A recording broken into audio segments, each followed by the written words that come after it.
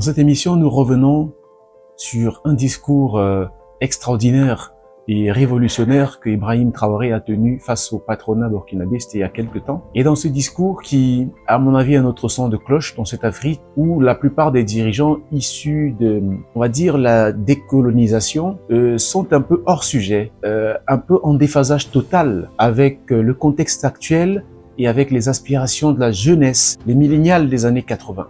Je vais vous laisser suivre ce discours et on revient juste après ce discours sur les principales réalisations d'Ibrahim Traoré, un an après la prise de pouvoir au Burkina Faso.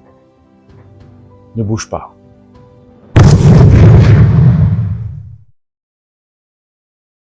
Permettez-moi que je ne suis pas économiste de formation, mais de la fonction que nous occupons, on est obligé d'apprendre l'économie.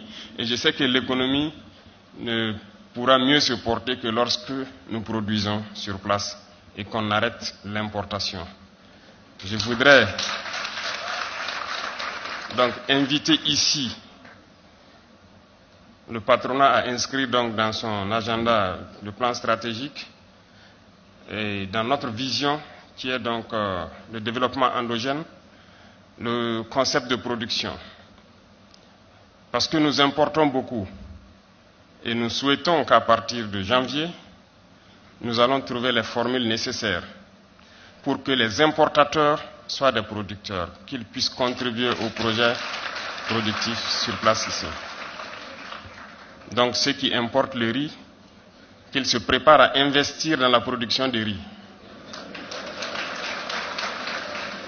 C'est ça aussi. Ah oui. Donc les gros importateurs de riz sont là.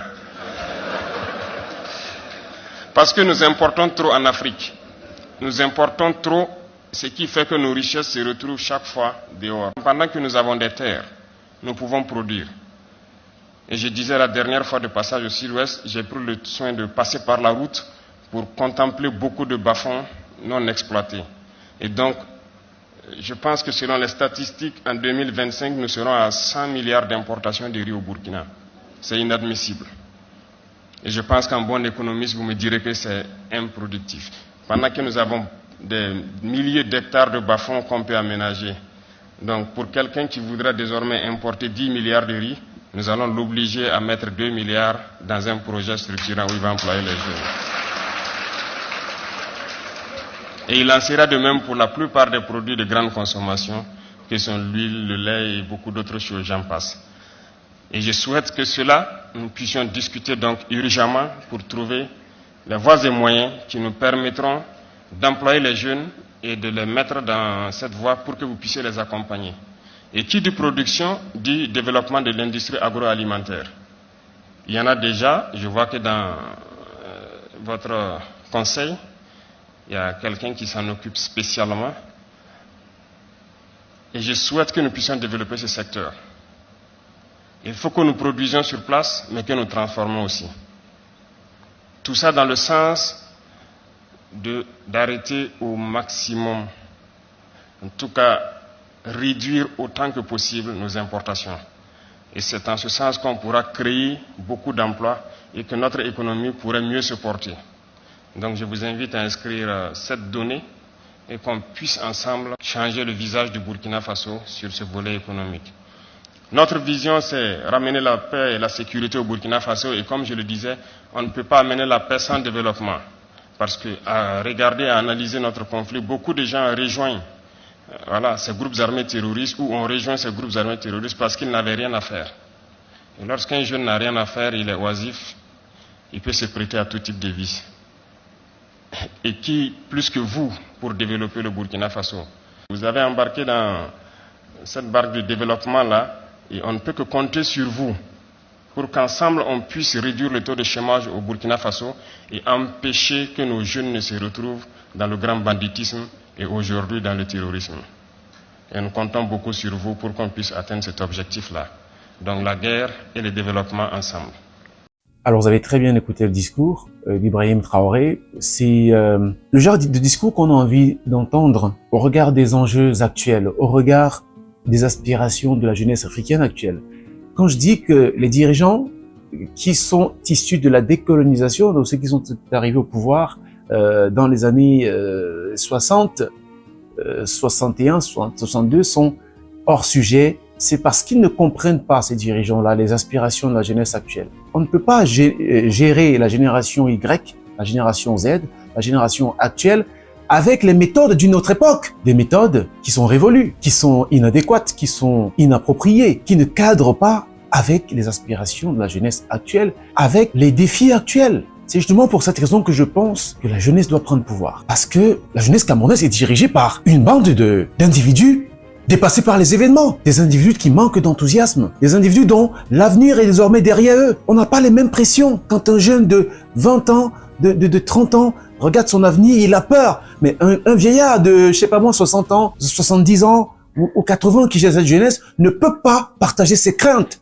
Il ne peut pas partager ses angoisses, ses douleurs. Parce qu'il n'y a plus d'enthousiasme, il a réussi, son avenir est derrière lui. Même s'il part aujourd'hui, il part après avoir fait son chemin. Mais qu'est-ce qu'il laisse aux jeunes qui n'ont encore rien fait? Il n'y a que des jeunes pour comprendre les jeunes. Les dirigeants africains au pouvoir de la vieille génération doivent partir. Ils ne servent plus à rien. Ils ne servent plus à rien parce qu'ils ne comprennent pas les enjeux. Ils n'ont pas le même enthousiasme qu'au début. Ils n'ont pas les mêmes pressions que nous. Donc ils s'en fichent un peu. C'est pour ça qu'un jeune comme Ibrahim Traoré, avec la vision qu'il a, doit être un modèle pour tous les autres pays de l'Afrique subsaharienne. Le problème de l'Afrique, justement, c'est ça, c'est que les gens prétendent gérer des populations jeunes dont ils ne comprennent pas les aspirations. C'est pour ça qu'à chaque fois, il y a comme ces dialogues de sourds où les gens sont complètement à l'ouest face aux aspirations de la génération actuelle. Alors, je vais revenir quelques réformes saillantes d'Ibrahim Traoré depuis qu'il a pris le pouvoir. Sur le plan sécuritaire, alors vous avez remarqué qu'il y a un net recul du terrorisme dans le Sahel parce que les peuples du Sahel se sont mis ensemble, se sont serrés les coudes pour pouvoir reculer les terroristes. Les terroristes, personne ne sait d'où ils viennent et pourquoi ils sont là. Et donc, à son niveau, le Burkina Faso a lancé une opération des VDP, volontaires pour la défense de la patrie, et près de 50 000 VDP ont été recrutés pour défendre volontairement la patrie. Il y a l'acquisition des armes, des drones, des armes sophistiquées, alors qu'à une certaine époque, la France qui disait défendre le terrorisme, c'est de la bouche des dirigeants du Burkina Faso que j'ai appris que parfois il y avait une Kalachnikov pour 10 personnes. Je tire à mon tour, chacun vient tirer à son tour. Les unités n'étaient pas dotées en armes, mais en même temps on disait combattre le terrorisme, comme si on voulait d'une chose et le contraire à la fois. Donc il y a eu cette innovation-là, cette réforme-là, acquisition des armes pour pouvoir juguler l'action terroriste. Toujours depuis qu'il est là, Ibrahim Traoré a fait passer le SMIC au Burkina Faso, attention, de 30 000 à 45 000. C'est un peu plus que le SMIC au Cameroun, hein, parce qu'au Cameroun, le SMIC, c'est 41 000. Burkina Faso, 45 000. Vous voyez, c'est l'un des pays, comme on dit, entre guillemets, les plus pauvres de la planète. Ce sont des choses, c'est étonnant parce que ce sont des choses qu'on pouvait faire. Mais parce que les autres étaient là, n'avaient aucune volonté, comme la plupart des présidents des pays d'Afrique subsaharienne n'ont pas de volonté politique. On était là à croiser les bras, à se tourner les pouces et à laisser les choses se faire. Il a fait ça. Mais il n'a pas fait la sorcellerie. Il a juste pris la décision, comme tout bon leader doit faire.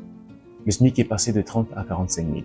Et sur le plan de l'économie, le Burkina Faso a adopté la préférence nationale en matière de commande publique.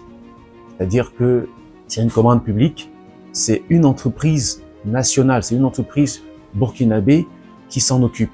On ne va pas aller chercher à l'extérieur les ressources qu'on peut trouver localement ou les solutions qu'on peut trouver localement.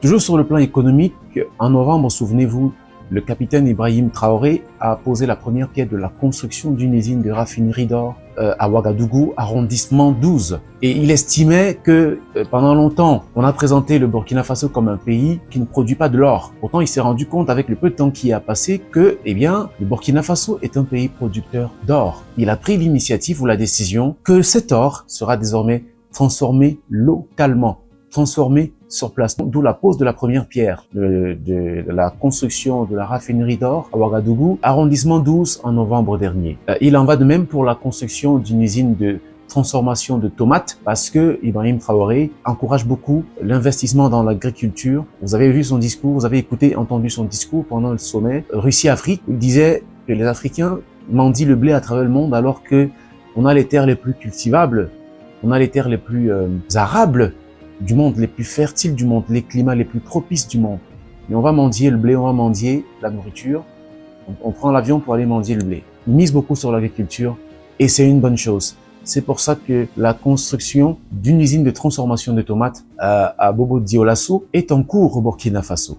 Alors un autre point très important, depuis qu'Ibrahim Traoré est là, il a décidé, avec évidemment son gouvernement, de l'adoption du Faso d'Anfani, qui est la tenue emblématique du Burkina Faso, comme tenue scolaire. Je crois que la phase pilote de l'expérimentation de cette nouvelle tenue est entrée en jeu pour l'année scolaire 2023-2024. Et c'est un enjeu majeur parce que ça rejoint le discours qu'il a tenu tout à l'heure devant le patronat quand il parle de la production, de mettre un accent sur la production et la consommation. Les Africains, pour la plupart, produisent ce qu'ils ne consomment pas et consomment ce qu'ils ne produisent pas. Alors, le Faso d'Anfani, en faisant de ça une tenue scolaire, en obligeant les élèves d'école primaire à arborer plutôt une tenue qui est issue de la production des tisserands locaux, ça va permettre à l'argent de rester au pays, de tourner au pays et donc sortir beaucoup de la pauvreté, beaucoup de personnes du chômage et sortir le Burkina Faso d'une certaine dépendance. Le Faso d'Anfani, cette tenue emblématique du Burkina Faso, sera dans les années à venir la tenue qu'il faudra porter pour se rendre à l'école. Et c'est l'économie et la culture du Burkina Faso qui s'en trouveront enrichis. Belle réforme, belle décision. Alors, il y a un point très important par lequel je vais sortir, c'est que le capitaine Ibrahim Traoré a élaboré un rapport sur les aspirations du peuple burkinabé pour les 30 ans à venir. C'est-à-dire que, je ne sais pas comment il a procédé, mais il a dû demander aux Burkinabés de quoi ont-ils vraiment besoin pour les 30 ans à venir. Et à la suite, un rapport a été établi sur les aspirations des Burkinabés sur les 30 années à venir. Parlant justement d'avenir, de perspective, je vais lire ici la vision du capitaine Ibrahim Traoré. Qu'est-ce qu'il dit? Il dit « Je souhaite que dans 10 ans, mon pays soit un Eldorado. Le Burkina Faso est au cœur de l'Afrique de l'Ouest. Ainsi, à l'image d'un organisme vivant, il faut que le cœur se porte bien pour que les autres membres s'en trouvent épanouis. Ce que les jeunes Africains partent chercher ailleurs, je souhaite que d'autres jeunes viennent le chercher ici dans 10 ans. Que nous soyons en paix, en sécurité, que les Burkinabés soient libres et qu'ils mangent à leur faim. Que le Burkina Faso soit développé et qu'il soit une destination touristique, un pays attractif pour toute l'Afrique de l'Ouest et le monde entier. Capitaine Ibrahim Traoré, président de transition, chef d'État. Encore une fois, c'est justement ce type de profil dont l'Afrique a besoin parce que il comprend mieux les enjeux actuels. Il comprend mieux les aspirations de la jeunesse africaine actuelle, contrairement aux leaders qui ont succédé aux colons à l'aube des indépendances. Ils sont dépassés par les événements. Ils sont totalement perdus au milieu des bouleversements et des changements. Et je crois que le changement de l'Afrique viendra de sa jeunesse. Le changement de l'Afrique viendra des visionnaires. Avec l'ancienne génération des dirigeants, hélas, le verre est dans le fruit, le mal est fait. Mon chapeau encore une fois à Ibrahim Traoré et bonne continuation. J'invite le peuple Burkina Faso à soutenir ce jeune leader et j'invite les peuples d'Afrique à s'inspirer. En 5 ans, avec un peu de volonté, on peut réaliser des choses auxquelles les autres n'ont même pas pensé en 50 ans. Merci d'avoir regardé cette vidéo. Si elle vous a plu, lâchez un commentaire. Dites-nous en commentaire ce que vous pensez du nouveau leader du Burkina Faso et sa démarche révolutionnaire vers l'émancipation et la prospérité de son pays. On se retrouve sur MC Business TV. À très bientôt.